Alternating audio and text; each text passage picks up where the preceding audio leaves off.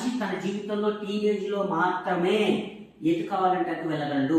Teenage లో తీసుకున్న నిర్ణయాలే వాళ్ళని ఉన్నత శిఖరాల వైపు కానీ లేదా అత్యంత అదో పాతాలని కానీ తీసుకెళ్లిపోతాయి.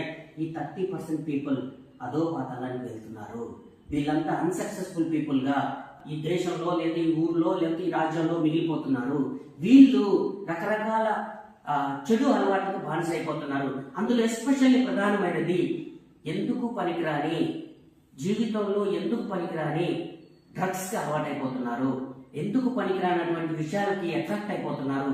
ఈవెన్ మీకు తెలుసో లేదో ఈ టీనేజ్ లో వచ్చే లవ్ కూడా అత్యంత ప్రమాదకరమైంది. ఈ లవ్ ఒక అట్రాక్షన్, ఎఫెక్షన్, ఈ మైకంలో పడి అబ్బాయిలు అమ్మాయిలు, అమ్మాయితో అబ్బాయిలు ఈ మైకంలో పడి వాళ్ళ యొక్క జీవితాన్ని వాళ్ళే సర్వనాశనం చేసుకొని ఒక టీనేజ్ లైఫ్ లో చేసే చెడు ప్రయాణం వల్ల వాళ్ళ అంతిమ జీవితం మొత్తం కూడా చెడు మార్గంలోకి వెళ్ళిపోతుంది. దీని గురించి నేను ఎక్కువ చెప్పదలుచుకోలే, మీకు మీరు ఆలోచన చేసుకోండి.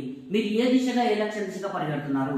మిగిలిన 35% మంది ఎవరైతున్నారో వీళ్ళు జస్ట్ ఇది ముందుకు పోక వెనక్కి పోక ఈ సమాజంలో అందరితో పాటు మేము కూడా బతుకుతున్నాం ఉన్నాం అని ఆ సక్సెస్ఫుల్ పర్సన్ 35% పీపుల్ కి సేవలు చేయడానికి పనికొస్తున్నారు.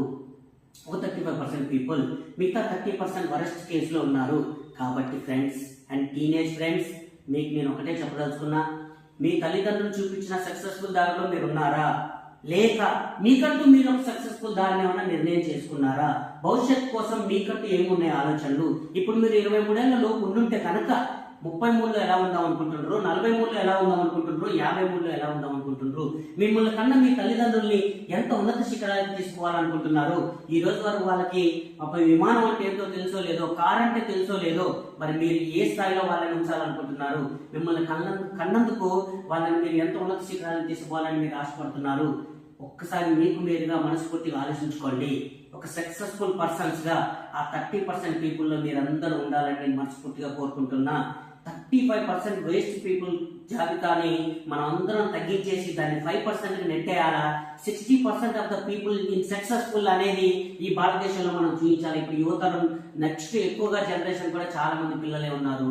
వీళ్ళందరికీ నేను పేరు పేరున తెలియజేస్తున్నా. ఫ్రెండ్స్, ఆలోచించుకోండి. టీనేజ్ మరీ ముఖ్యమైనది. లవ్ అయినా డ్రగ్స్ అయినా అత్యంత ప్రమాదకరమైనవి. వీటి వెనక పరిగెత్తకండి.